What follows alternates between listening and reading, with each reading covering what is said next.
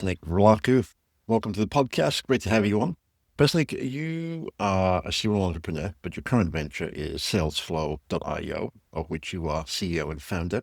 So for those who are listening in, Salesflow.io is a GTM platform for B2B lead generation for scale up and others that leverages email and LinkedIn as a multi-channel engine for outreach. Now, Besnik, you've spearheaded 5 other ventures, if I understand this correctly, and previously co-founded at Vision.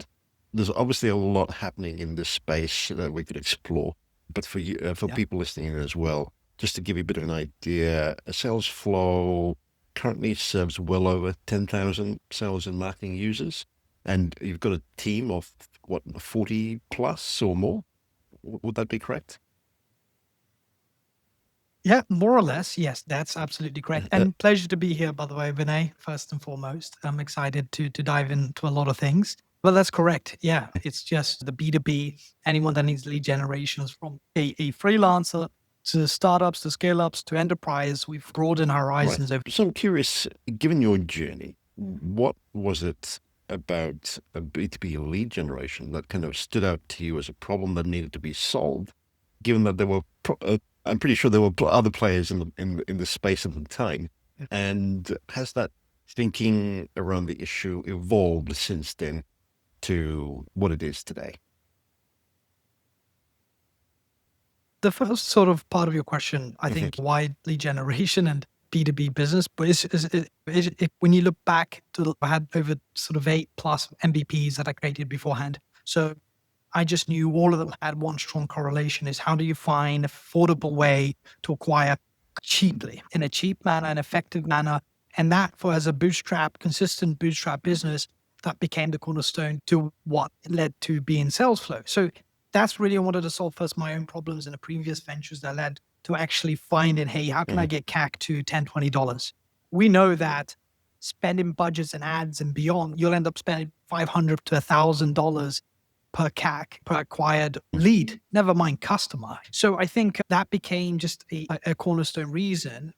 And obviously, over time, like any sort of market, it's constantly changing, constantly evolving. And you know what? Overall, it's evolving because people want to keep it. Try and find ways to keep the CAC low. Ultimately, why would they want to continue to pay more if it gets saturated? What it's like when you use new tools that came out the market.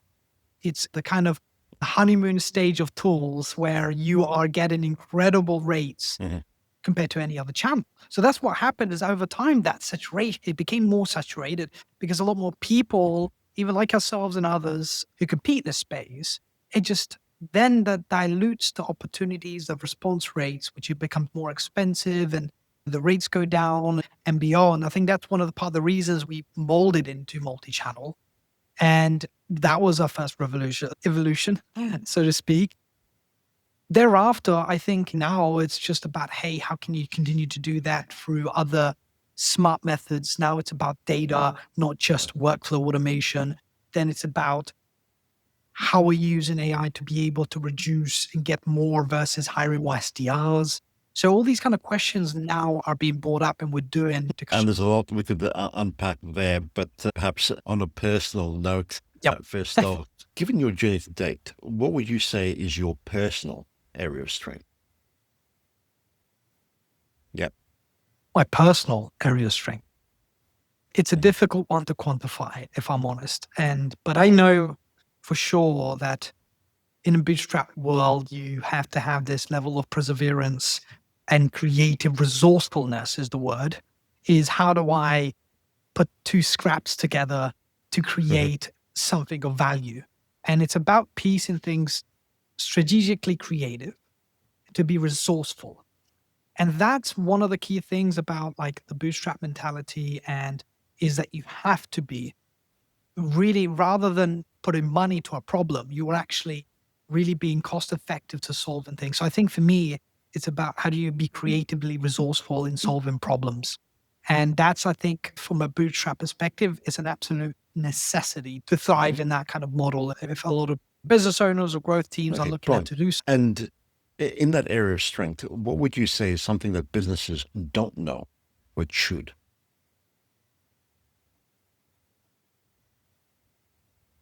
I think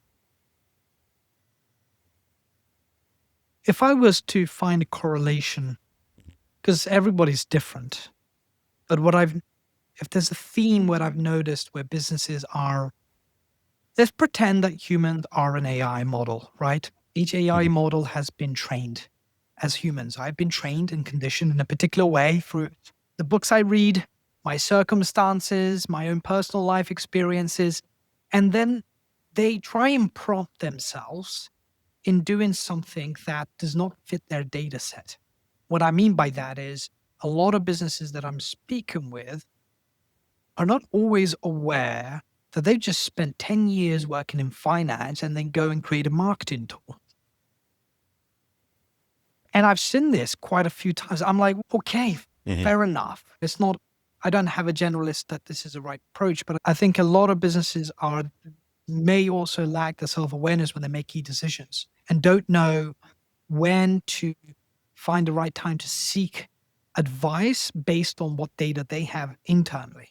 So they could either put the ego aside and arrogance and beyond. I think as business owners, back to your question around what strength and the weaknesses, right? Ultimately, is what kind of things can you prompt yourself that you know you're good at based on your own data? So I would say that would be one of the key things that a lot of businesses don't do is they don't know what data they really hold to prompt themselves to trust that information is going to be correct to then make decisions, and seeking out additional training, I'd say to other folks, coaches, mentors, fractional X, Y, and Z that can help them to actually uncover that. That's an interesting perspective. I hadn't really thought about it that way. So thank you for that. So with this idea of wanting to gain leads and of course scale up, you have done 8+ MVPs, as you said. So given that journey, at what point let me rephrase that. How do you identify which customer feedback signals are truly indicative of market direction versus just individual customer preferences?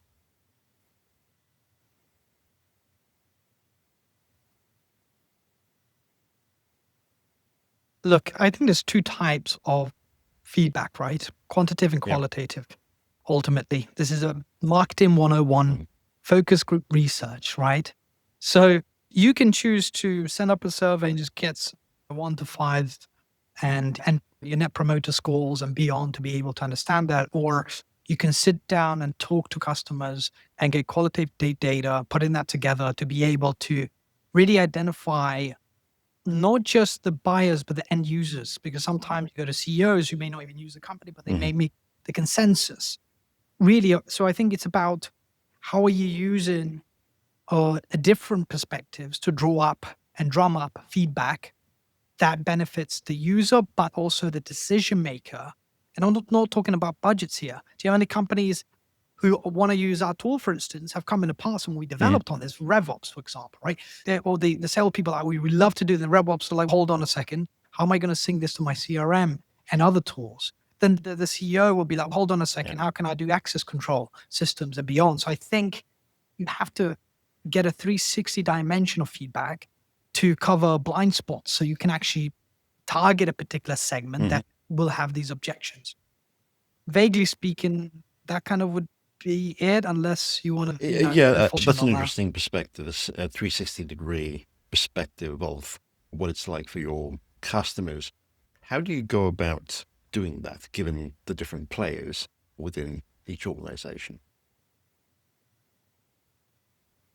It depends sometimes. And typically, normally the best time to do that is I would say this is on the job learning feedback. Okay. And people don't always take note and collect that data. You can't always go to random C-suites. You can if you have a focus group or someone proactive, but when you're starting up, or maybe you want to target a new segment to learn about it. You want to be very righteous with it. We did it with a few products actually, because we want to understand what they're using. And a lot of people, you'd be surprised, are super open to it. So I think most people don't realize that they can just ask and you can get that feedback. You can get that insight. A lot of people are willing to help you to uncover that potential solution, that potential strategy, that potential narrative on your app. Most people don't ask. They're too afraid. And they just continue to make assumptions that will cost them quite a lot of money, because now they've hired sales reps to target a segment or an industry that may just be completely way off what you assumed. So I think it's about risk as well here, and never mind ability to go out. But I think just in the past, you have to create cases and scenarios on multiple assumptions as opposed to maybe a few sets. So loosely, that's the kind of validation of ICP and personas, never mind products, that you also have to do, because it's not good enough for you to just continue to make these assumptions based on maybe just a survey. So I think it's just, you don't ask, you don't get perspective to be. And given from when you first started Salesflow through to what it is today, has your approach to product development evolved quite significantly? If so, how? Quite a lot, actually. But I'm not going to say here development is plain sailing. Okay. Pains is a real thing. Okay. And at the beginning, what happened, we grew quite fast. Actually, I wasn't expecting it. At one point, we were growing for 6 months, and then we just grew way too quickly to a point where you have to look after churn. You have to understand the reputation of your business, what you want to have, and beyond. So I think at the beginning, a lot of things broke, but we had to go through that chaos to get to the kind of scalability mode, but with burnt fingers. So I think in product development, us as Salesflow, I think we went from a single particular channel to doing multi-channel engines, to providing very sophisticated white label APIs, CRM integrations. We got a lot of the AI's wrapper side of things and adapters way before ChatGPT went viral, for instance, just based on customer own research and what users, if you look at how do we use templates in BAM, past frameworks, and all these kind of sales methodologies and growth to be able to actually help and assist users. So it's just also the user experience, the journey, never mind stability, that evolved over time. And I think now, of course, a lot of people are bragging around the AI front and beyond, but really, what's the practical use case? Or is it just a shiny marketing gimmick for a lot of companies? And I think that's the approach where now we're leveraging a lot of data analytics to help users make particular changes so they can skip a trial and error approach with their campaigns, for instance. So there's a lot of that that's been evolved over time for us. And a lot of success that we're seeing is predominantly how they can leverage the right sort of data approaches that they can import to the system, but also how sophisticated their workflow in multi-channel automation, because single channels like email or single urges like LinkedIn have become saturated. So those are the key two challenges that we in product development have managed to get to. Could you expand on this idea of skipping over the trial and error approach that people have had to go through previously? I think the whole point, what we're trying to ultimately help users is get to ROI as quickly as possible. And to do that, normally you don't always just assume that users will see success from your tool. And that's where perhaps, I'm sure we'll get into it soon, customer success and the particular feature sets that help drive users to value.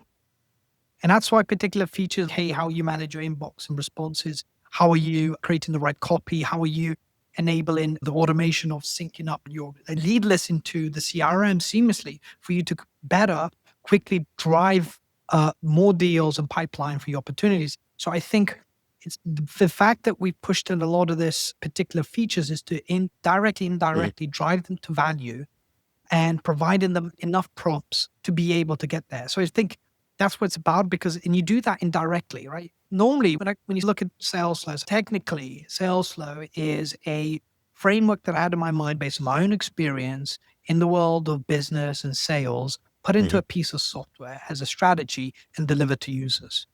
So it's like, how am I molding that model and framework as a tool back into the system so that it becomes a repeatable thing? That's what software is, right? So I think that's what I mean by trial and error, is like, what kind of data and things are we sharing or allow the users? Recently, for instance, we did the most comprehensive analytics dashboard. I'm talking about heat maps based on when people accept invite, open an email, at which time of the funnel.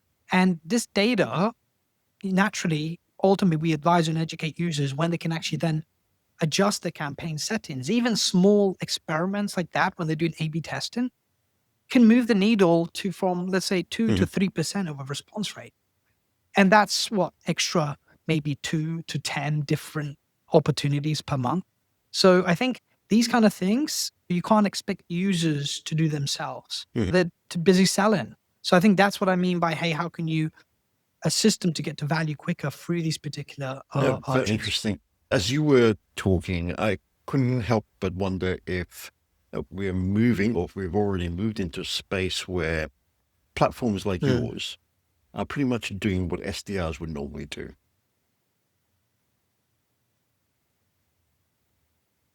Absolutely, to an extent, for sure. Like sales development rep as a sort of status quo of what they ultimately used to do is personalize and gather data and beyond. So yes, for sure. There's this realm, but we have a lot of SDRs and AEs that still use us. And I think what's happening is we're not replacing like an SDR.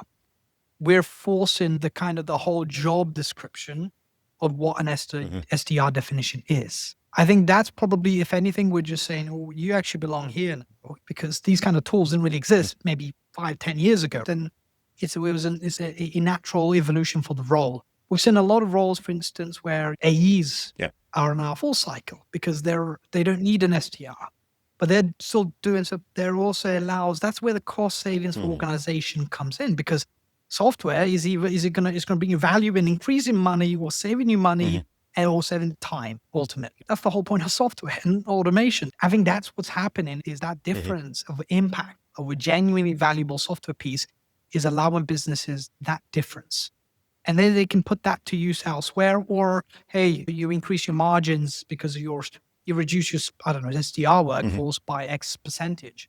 So it's up to the businesses how they use that difference, because they ultimately replace a part of an SDR. Maybe there's some statistics up to 50%, for instance, for a lot of different companies, but certainly not 100. Interesting space to watch. With this idea of certainly automating sales flows and processes, I can totally understand the ability to deliver on a multi-channel, from a multi-channel perspective. However, one of the hiccups that I've often found for companies is that of the actual messaging, irrespective of the channel.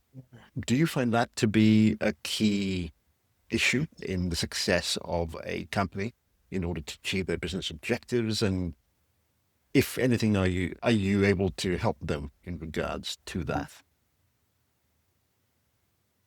Are you referring to specifically like outbound messaging, or messaging as from a macro business perspective, or like more all of the above, but perhaps if we could get into the weeds a little bit from an outbound sales perspective.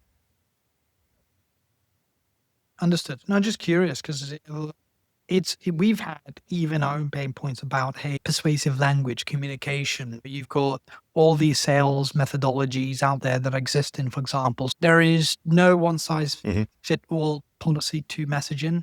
Let's be honest, we've moving away from all that jazz, and we are in the world of hyper personalization, not just personalization. I'm talking hyper personalization. It's interesting. I'll give you one example where we've done a lot of experiment with, and from a product innovation to help users. Actually, two. One is, I mentioned earlier, we have templates based on frameworks from sales methodologies. So we're putting theory to practice. What we're guiding, most people don't know how to write copy, right? Never mind sales. It exists. So especially when you look at PASS framework, for example, problem was an action and interest, for instance. So you've got all these different frameworks in sales methodologies. I think it was, PASS framework. Let me just check. I think it's the one we have. So PASS framework is exactly the one that's, sorry, just double checking it. So ultimately, is how can these kind of frameworks be used to assist people who don't have that sales experience? Just because you're a founder of a business or even a RevOps doesn't mean that you are a copy guru. So I think these are the kind of things that we do in the platform, is you can easily use different frameworks. So then what you do is you prompt each one as a section. And then what we do is we spit out copy for you, for instance, based on that structure. So we're prompt engineering for you based on the template examples that we know work very well on our backend data. So we're feeding a lot of this data to then go back to that message base to actually assist you. So I think that's one of the key things that, not just from a Mm-hmm. personal, I'm talking about framework perspective, because first and foremost, what are you trying to achieve with that messaging? And I think that's one of the key things that we have on our system, for instance, to help users with messaging, because you just don't know what's really. Sometimes you can send a one line and get great Mm-hmm. response rate from particular people. Well, the other time you get in bullet points and sophisticated know-how and data, Mm-hmm. you might not get anything. So it's just all very subjective. But I think what really intrigues people is that how much interest have you shown in the business? So we've created a sub product some time ago, and it allows us to create what we call, as you might have heard of this term, icebreakers. And icebreakers are effectively simply how are you using insights based on that person's data? I mean, talking public information on LinkedIn and the company, to combine the two together to actually say, hey, Vinay, I noticed that you have a podcast and I loved your recent podcast with Besnik. All of a sudden, are you telling me you're not going to be engaged to Mm-hmm. see what this guy's going to hear? And I noticed, I don't know, you're an Arsenal fan or something. So you'll be surprised. So what we do is you can enter the LinkedIn URL of companies onto this sub product that we have, or more at the moment it's in beta, and to be able to create variables directly within the messaging. So this personalization, what really SDRs are still good at with enterprise value, by the way, is that they are able to digest this information at the next level. So I think that's the level of sophistication that is needed even for the future to really aid people in Mm-hmm. getting messaging. So that would be probably Yeah, my two right. cents there. I'm just thinking about your own particular growth journey, and I'm curious. Looking back on it, I think you've got some 40 plus people now.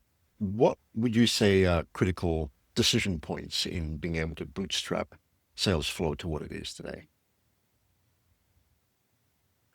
Well, I think for most founders is that the Mm-hmm. hardest problems are on you. Okay. Simple as that.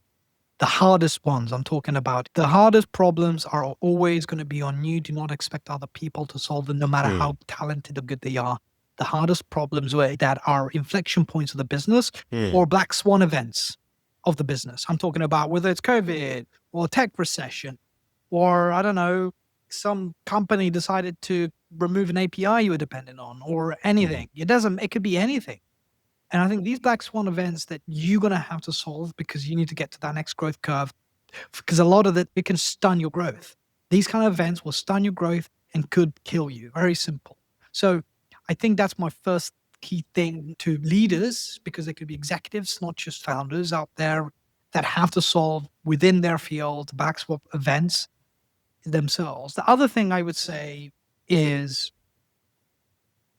just hiring. Actually, I never realized how important hiring the right or wrong people is, Mm-hmm. or knowing who they are. And that has been one of the biggest benefits and drawbacks of the last 5 years of running Salesforce.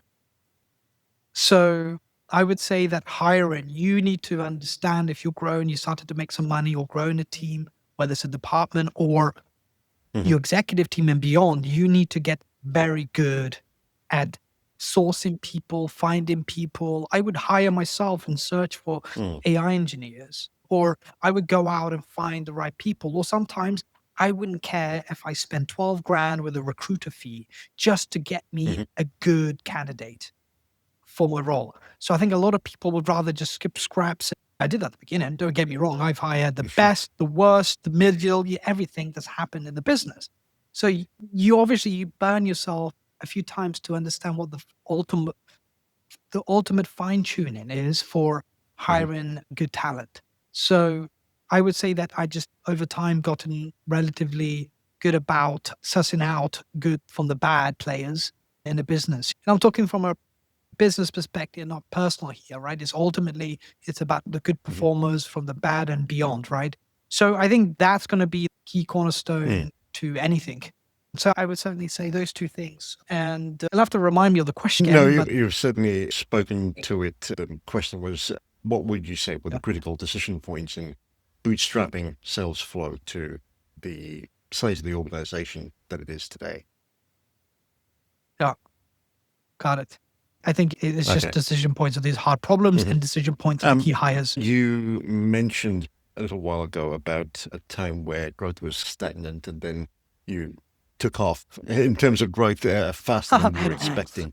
Just looking back on it, what would you say turned the corner for you in terms of growth?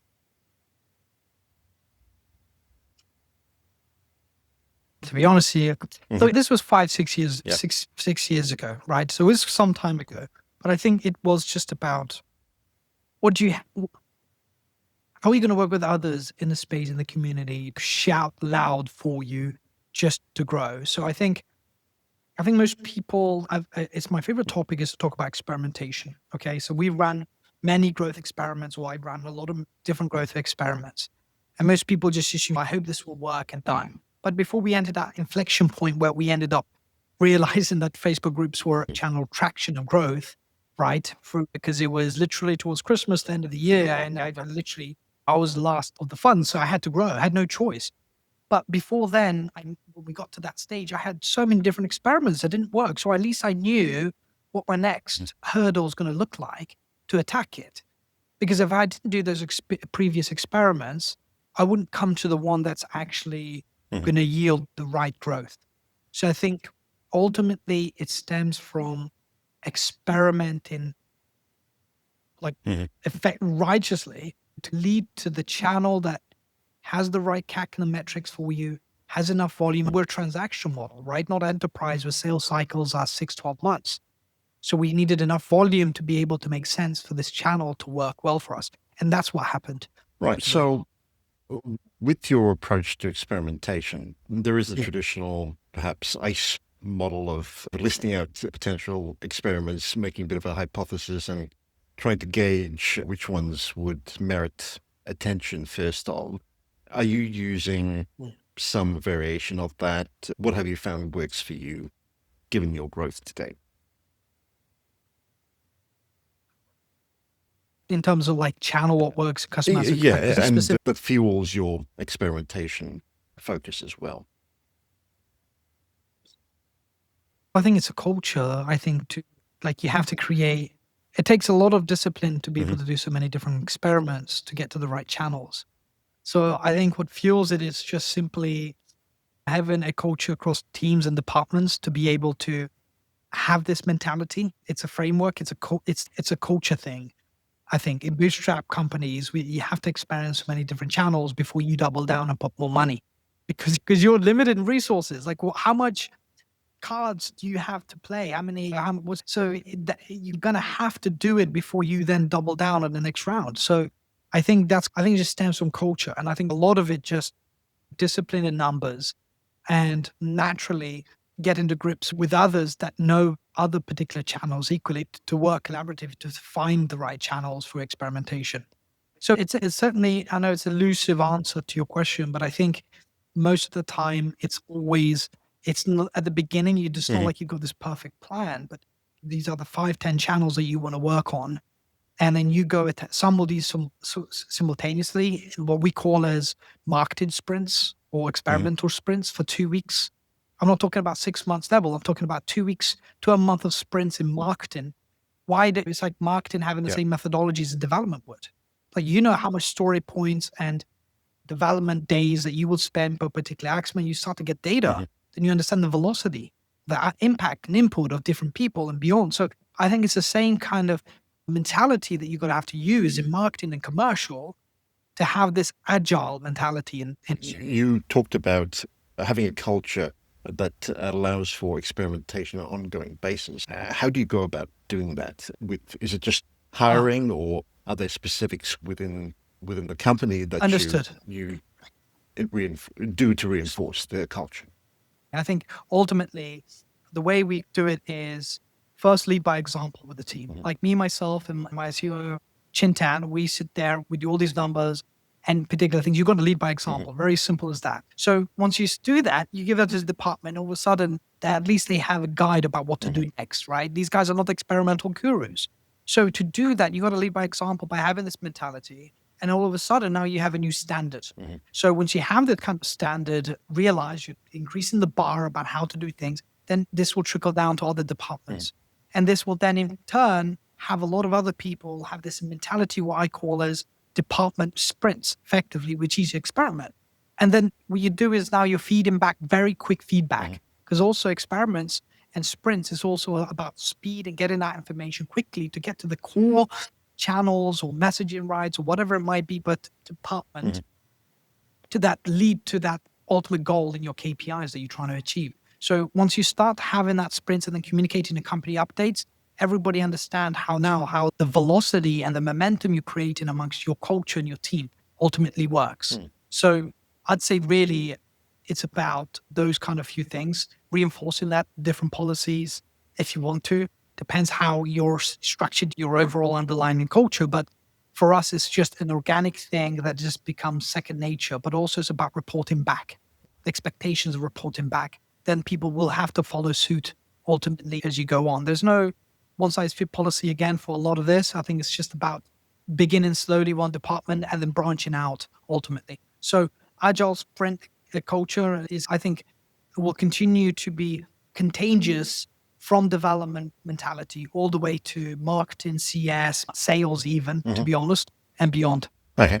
And would you say that there is an expectation on your managers, or at least the leaders within the organization, to create and be sharing results of the experiments that they conduct? Yeah, absolutely.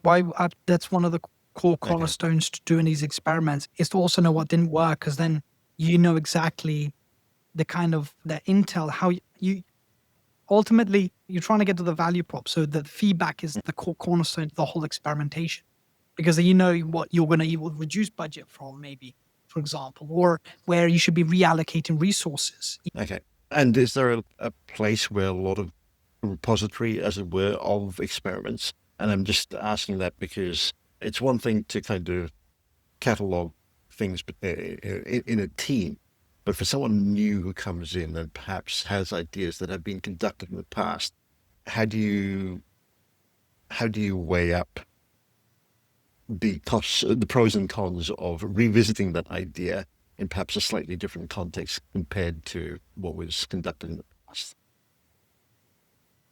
Mm,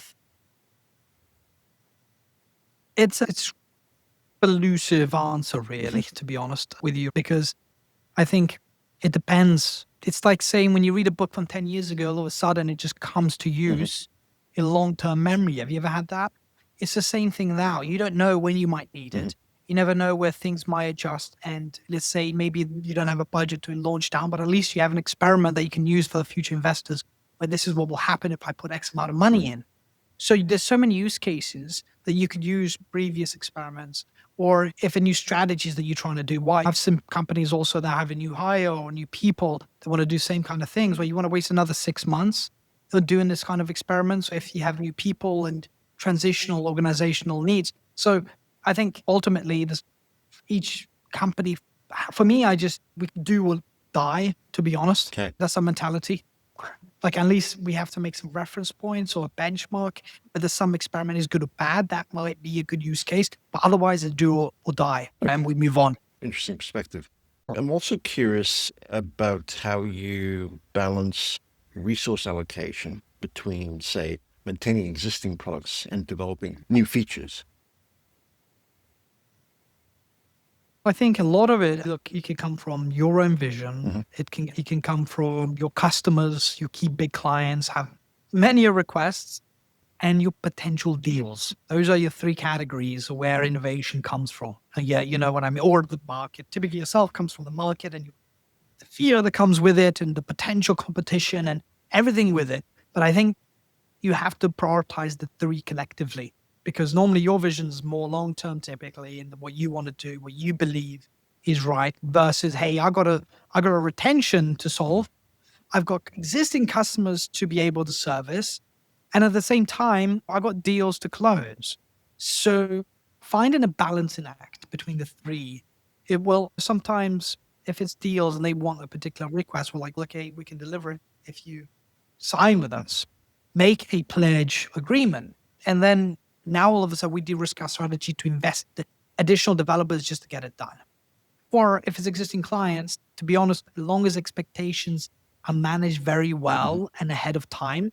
Not, hey, I need this in next month. And all of a sudden your roadmap changes. Yeah. But it's about, hey, how do you anticipate particular requests? How do you ensure that at least what's the value of these deals? Are you willing to sacrifice an existing customer for a net new deal, for instance, or in terms of requests and beyond, or delay particular things? So I think the balancing act always comes with how do you quantify the value, the LTV, the mid and long-term view of all these requests.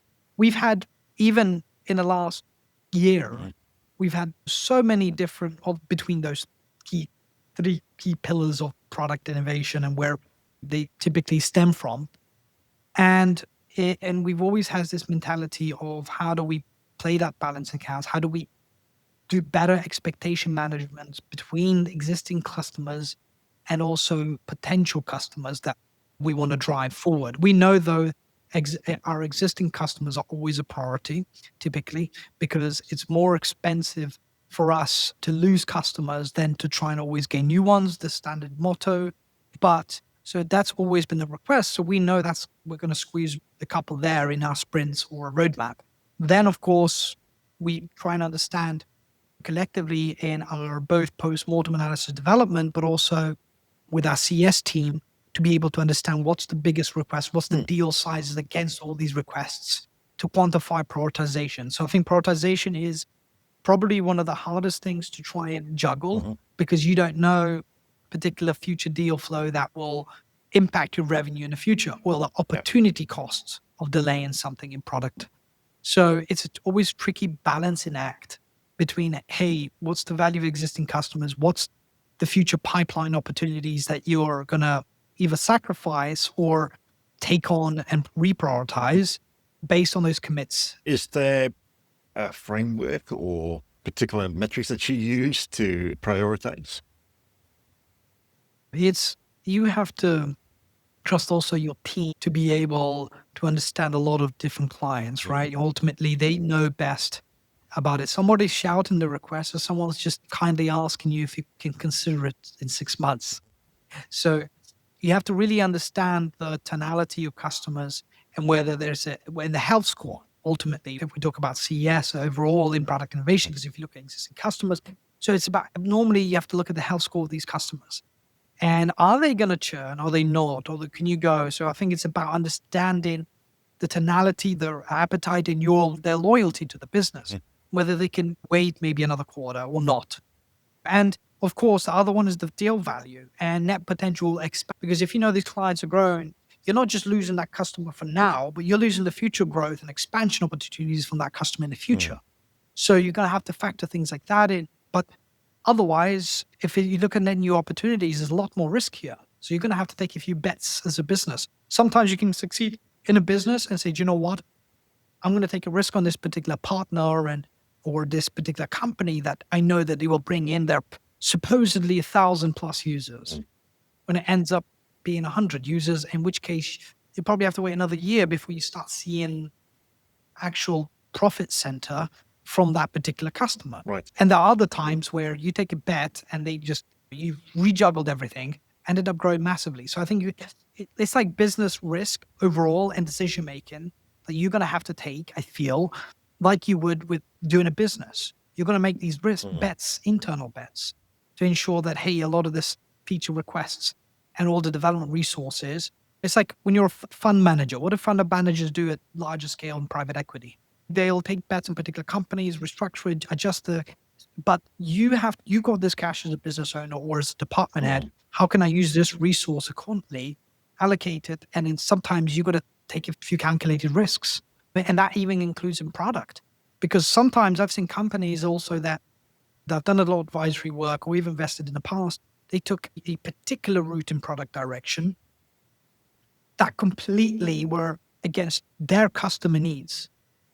And they couldn't grow. They flagged the competition, chose a different way, in which case what happened was that you have to then pivot again to be able to actually, and you've lost a year, and losing a year in business, it will cost you millions down the line in valuation, in dividends and beyond. So I think the calculated risks here are needed actually for even product innovation side. Absolutely. With customer help, are there I'm assuming you're looking for leading indicators as opposed to lagging indicators, the likes of CSAT or NPS, etc.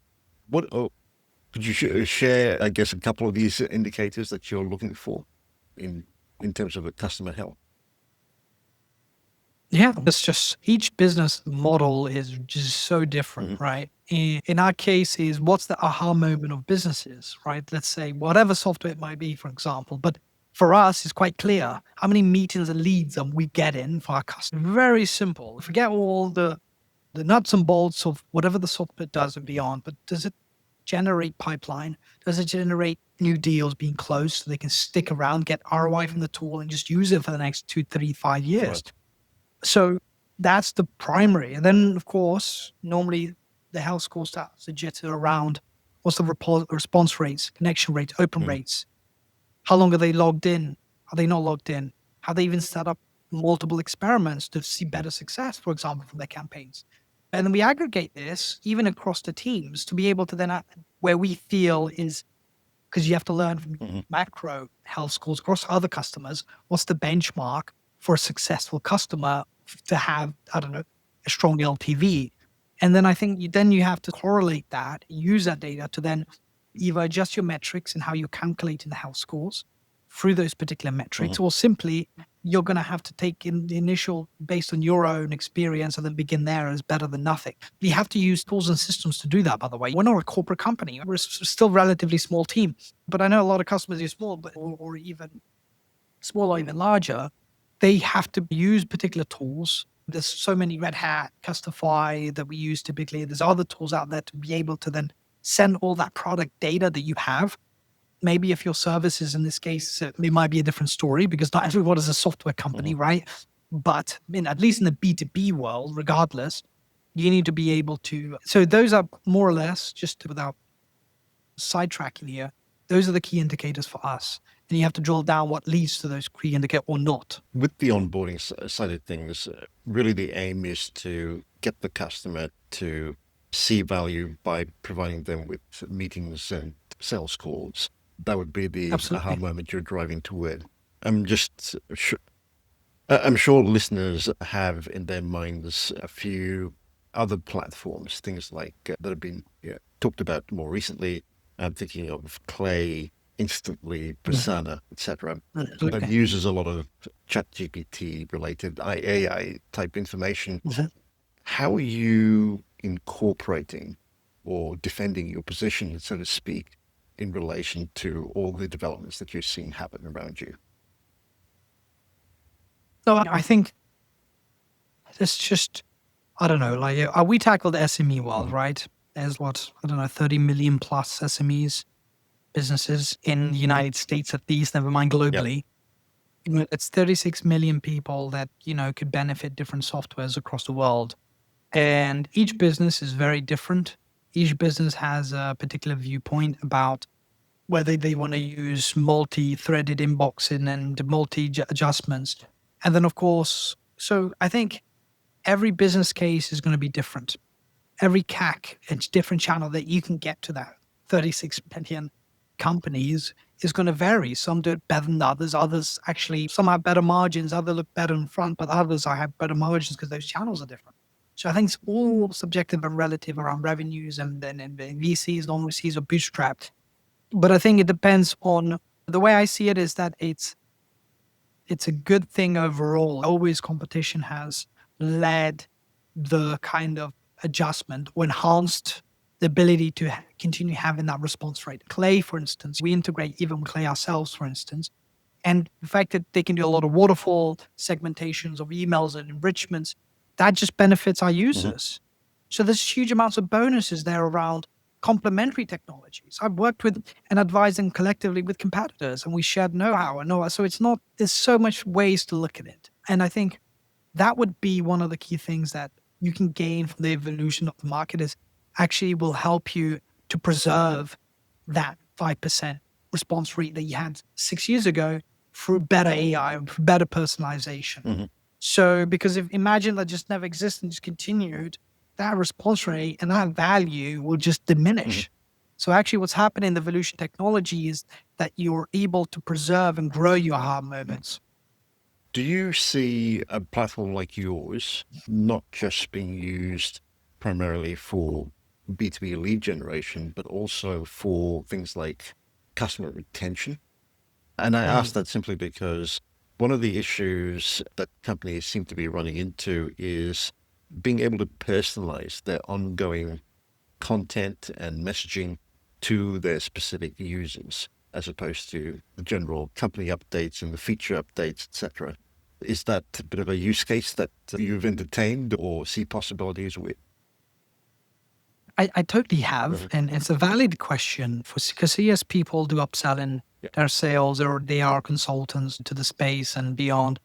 But I think what it's just a whole different ICP if you were to go into. It's a whole different product almost. I think okay, product you can tailor it to some extent, adjust it to a point where you can make that work, right? And we've had some CS companies that wanted to use this before, but it's not been the main use case.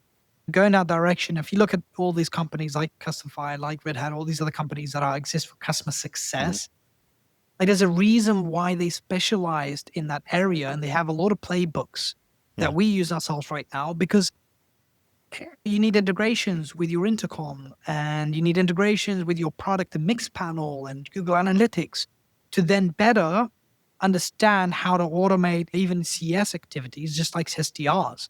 So they just do it better because the whole ecosystem revolves around existing customers. So that's part of the reason why I don't feel we would. It could change, no doubt, but that was one of the reasons why I never went down that road. In terms of being able to capture customer feedback effectively, apart from, say, a customer success team, are there systems you put in place to capture and evaluate customer feedback effectively? Absolutely. You have to get it in so many. First and foremost is when you interact with customers every single day, your reps, your sales team, anyone customer facing, whether it's a good or bad, is to document. It's a wonderful, tedious word, but document. And I think having a repository dated of customer insights that can be used by others who are not in the field. Our brains, Vinay, and between us are not aligned in sync 24/7 like integration tools are. The best way to align that bridge of know-how and knowledge of organizations document. So it's simply put, and I think it's first and foremost is that, yes, you can send surveys. Yes, you can have net promoter scores, but to get really qualitative, personal one-to-one feedbacks is you have to take it as the moments come to your team that are customer facing. And then having the discipline enough to just ultimately document it per department and then calibrating all that data. And then product teams can go ahead and use it. Or what we've done is at times when we got a lot of this information, I would even push it into ChatGPT, give me the core I prioritize based on X, Y, and Z. You would use that. Right? Because the document will end up being 50 pages long. That would be really the best type of feedback that we've gotten is in real time whilst we're speaking with customers and documenting whether email, phone, or intercom chat. Not just a thumbs up or down. That doesn't give you context that I think really is going to be valuable to actually use for future improvements. So, okay, makes a lot of sense. I'm looking to wrap up here. In the space of balancing customer feedback with product vision while scaling a B2B business, do you find that perhaps a couple of areas that don't get talked about too much, generally speaking? If so, what would they be?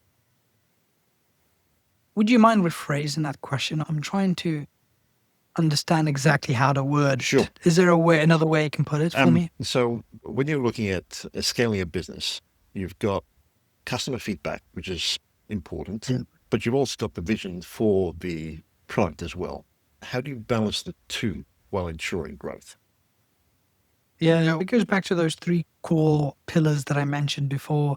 It exists because feedback comes from either churn customers, your existing current customers, or future customers, and apart from teams as well. So I think it's just the same thing. You have to be able to have the balancing act based on your anticipated bets, on what you believe could be far greater than what it would be otherwise. And you have to take those bets and feedback, and you're just going to have to either diversify a lot of the feedback where there is strong correlation amongst other feedbacks, or simply you have to use your hunch and say, actually, no, I can see the future market in this place much more. And you're just going to have to take calculated risk as a business owner in product, because ultimately most bigger product decisions are taken by the founders, actually. Everyone else is just calibrating that data and giving you insights for you to make those decisions. So you're going to take the same bets that you would experiment here, but on product. And what I would say is play a balancing act where you diversify, because one thing you want to do is focus on one big epic feature. At times, if you know what your resources are like, maybe you want to start with some micro 2 features that service 1 or 2 clients, and then perhaps down the line you can take bigger bets if your revenue reserves or larger team starts to come into fruition. And in the space of lead generation, B2B lead generation more specifically, again, is there perhaps an area or two that you find is getting glossed over or doesn't get much airtime? Oh, I see. I think in terms of feedback from overall different channels, you mean, right here? So you're talking about growth channels. To be honest, look, I think people like what's happening now is like, even we're experimenting a lot, even with X, right? Twitter. If, for example, what are the channels that are emerging? And I'll give you one tip to a lot of people. How can you do prompt SEO for ChatGPT? So most people don't realize that they can actually leverage existing trends and markets and drive traffic by engineering particular Q&As even in ChatGPT. So there's that. And then what else? What are the channels that people are not even thinking about that they can do a lot more with? So I think when you lose a lot of that feedback with experimentation, say, actually, we're seeing nearly blended cost of $5 versus advertisement $200. You might as well use a lot of that data and insights to be able to then recircle back and double down on particular channels. Right. If you were listening to this episode, what would you say would be your top takeaway? I think just pure experimentation constantly. And I think if there's one takeaway people should be able to ultimately take and they've skipped to the end, experiment like wildfire, get and treat it like a religious, culturally ingrained and tattooed in yourself, because you will save a lot of time and headache. And just because one idea you think is great, there could be another 5, 10 effectively. So and that way it's just constant experimentations across channels, across business concepts and ideas, experimentation, even how you do hiring and beyond. So using this across departments. So that would be really my final, what I would perhaps view as value add, that mentality. And if listeners are curious, want to find out more or connect with you, where would you recommend they head to? Yeah, I'm sure Vinay, you could probably add my LinkedIn, but follow me. I'm pushing out content constantly and just sharing lots of insights, not just for sales automation, but business growth, strategies, and everything in between, especially about what the future holds in the world of growth, most importantly, but also Salesflow.io. I put a lot of blog content resources. If you go to our resource page, we've done a lot of templates, a lot of even experimentation on copy that you can view and download. So they're welcome to check that out too. Okay, we'll include links to that in the show notes. Besnik, thank you so much for doing this. Vinay, it's been a pleasure. Thank